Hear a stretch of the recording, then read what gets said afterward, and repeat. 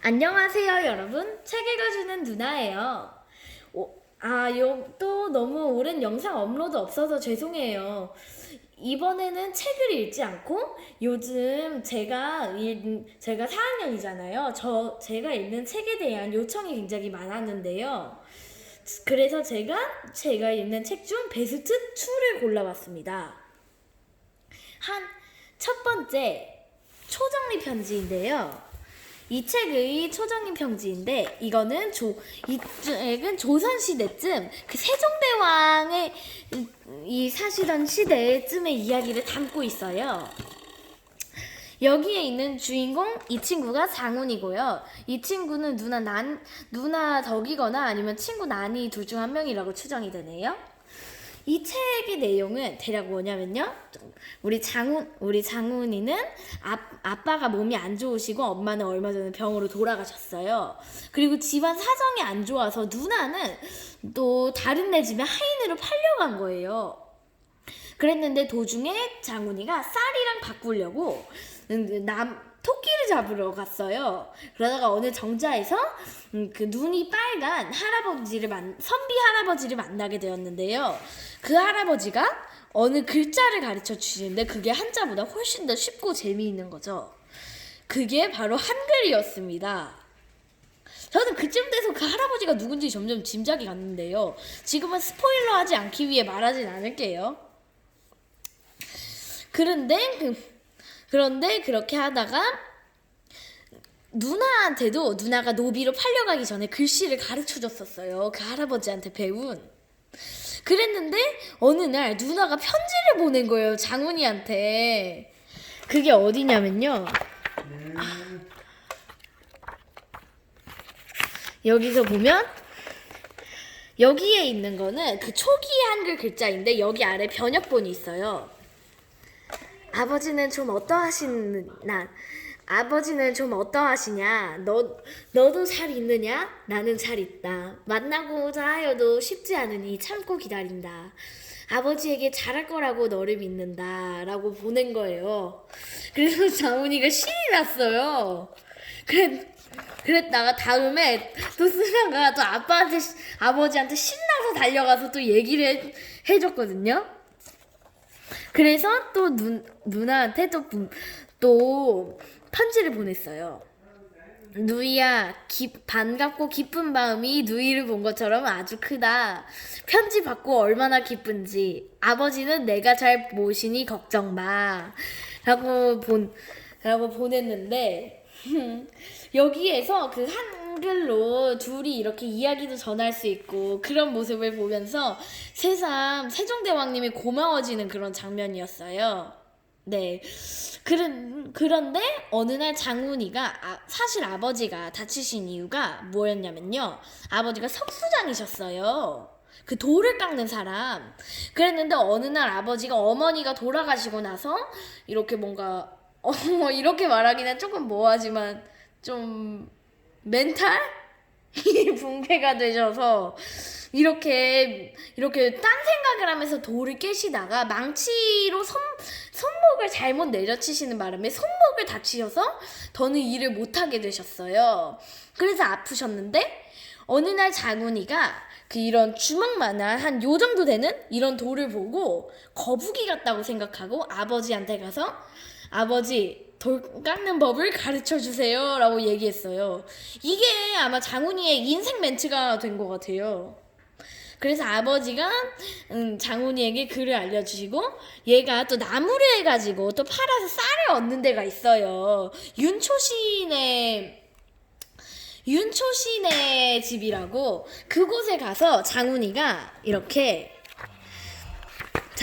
가서 이렇게 돈을 나무를 캐서 돈을 벌었어요. 그래서 이렇게 거북을 조각해드려 그 집에 갖다 드렸는데 이렇게 좀 있다가 두꺼비도 갖다 드리고 그러다가 윤초신 님이 언제 장훈이한테 그 석수장이 일터 아저씨를 데려와서 장훈아 너의 돌 깎는 솜씨가 너무 좋아서 내가 이 사람에게 너를 추천시켰다라고 얘기를 하는 거예요. 그래서 그래서 장훈이가 이런 석수장의 일터에서 일하게 됐는데 이렇게 틈틈이 물도 나 이러고 또 자기의 일도 하면서 열심히 지내기 시작했어요. 그러다가 어느 날 여기에 주인장 아저씨가 임금님의 아내 중전마마가 그러니까 소현왕후가 돌아가신 날 돌아가셔서 그 왕비마마를 기념하는 절을 하나 만들기로 했던 거예요. 그래서 그 절에 거기가 한양 그러니까 서울에 있었는데 그래서 그곳에서 장훈이가 추천받아서 일을 하게 됐어요. 한양이면 서울이거든요. 서울 가는 거 완전 출세한 거였어요. 그때는 장훈이는 그곳에 가서 연꽃 모양의 그 물 담는 확을 만들게 됩니다. 그러다가 또 이제 장훈이는 이제 또 누나를 어찌어찌해서 또 만나게 됐어요. 그 누나가 일하고 있는 집에 가서 제가 이 장면을 보고 진짜 캬 했어요. 만났구나 드디어 만났구나 하고 그랬는데 좀 이따가 보면 그런데 장훈이가 한양에 당연히 가고 싶었죠. 자기의 꿈이 이루어지는 곳이니까. 그랬는데 딱 하나 걸리는 것이 있었어요. 몸이 안 좋은 아버지. 그랬는데 아버지가 장훈아 가거라 하고 가라고 자기는 괜찮을 거라고. 그래서 그 일터에 갔는데 장훈이가 이렇게 글씨를 가르치기 시작하면서 사람들이 장훈이를 흙바닥 훈장이라고 막 불러요. 그러다가 이제 장훈이가 그랬는데 얼마 뒤에 장훈이는 그 연꽃확을 다듬으러 가다가 이제 점차 모양을 완성하기 시작하면서 장훈이의 꿈도 커지기 시작하죠. 그랬는데 어느 날 장훈이가 일터에 갔는데 어제까지만 해도 멀쩡하던 연꽃확에 한 꽃잎이 부러져 있는 거예요. 이내가 진짜 같이 헉했어요. 와 이렇게 공들여 만든 확이 깨졌어. 누구인지 몰라. CCTV 없잖아. 그러니까 완전 그랬는데 사실 장훈이랑 별로 사이가 안 좋던 형이 있었어요. 저는 처음에 사실 그 형을 의심을 했거든요. 그랬는데 어느 날 그 형이 밤에 이렇게 다친 모습을 보고 친구 나니가 의원 지망생이에요.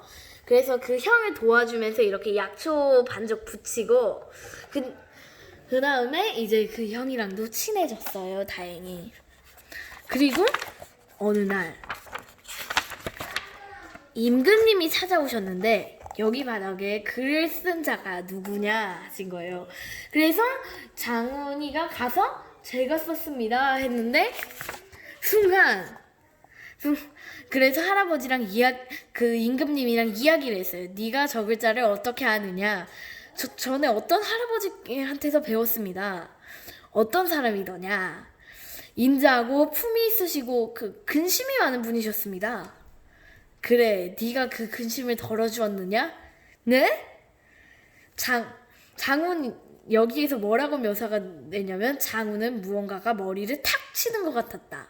자기도 모르게 고개를 들었다. 할아버지! 토끼눈 할아버지였다. 그게 눈이 빨가서 토끼눈 할아버지라고 불렀는데 정신이 아득했다. 붉은 바탕에 금피수가 화려한 옷을 입고 서 있는 부분은 분명 토끼눈 할아버지였다. 장훈은 온몸이 굳어버리는 것 같았다고 이렇게 묘사가 되는데요. 그러니까 장훈이한테 이렇게 글씨를 가르쳐줬던 토끼눈 할아버지는 세종대왕님이었던 거예요. 중간에 나 이제 못 오겠다고 편지를 한번 남기셨었거든요. 그랬는데 석수장의 일터에서 다시 만나게 되다니 임금님이 그 토끼눈 할아버지였다니. 여기 그 할아버지가 남기고 한 편지가 있어요. 장훈아, 네가 이제 못 오겠구나. 그동안 네가 떠다준 물 잘 마셨다. 네 덕에 아주 즐거웠느니라. 훗날에 꼭 다시 만나자. 그때까지 아버지 모시고 잘 살아라. 글자도 잊지 말고 유익하게 쓰려무나. 쌀 한 가마 오거든 내가 하늘 심부름한 줄 알고. 이런 편지를 남겨두고 가셨는데요. 그랬는데 진짜로 다시 만나게 될 줄이야. 제가 예상하던 사람이 토끼눈 할아버지였습니다. 그래서 조금 있다가 그 연고화기 그 깨진 거를 보여드렸어요. 그랬더니 이렇게 보더니 그 부분을 만지더니 여기는 물이 흘러나가는 자리가 되겠구나.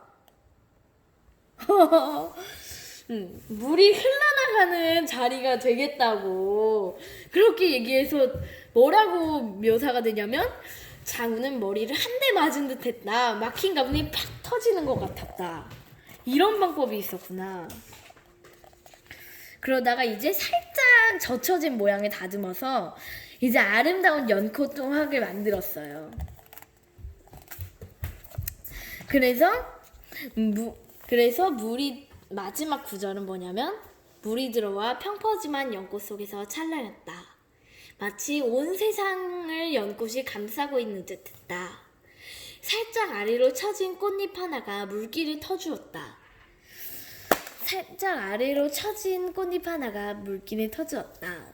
맑은 물이 연꽃에 감싸였다가 다시 흘러내렸다. 아래로 쭉 이어지는 물줄기가 작은 강 같았다가 마지막 구절인데 이 마지막 구절조차 진짜 얼마나 심오했는지 정말로 이 책은 제가 이 책이 클래스팅에 나왔거든요. 그때 진짜 너무 좋았어요.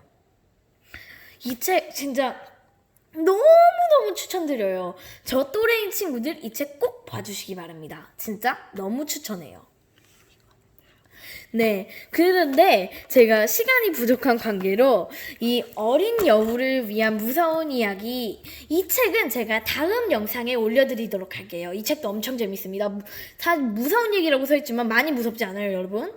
그러면 다음 영상에서 찾아뵙도록 할게요. 안녕! 초정리 편지 꼭 사주시고요. 제 또래라면. 그러면 다음에 또 뵐게요. 안녕! 지금까지 책 읽어주는 누나였습니다. 히히히히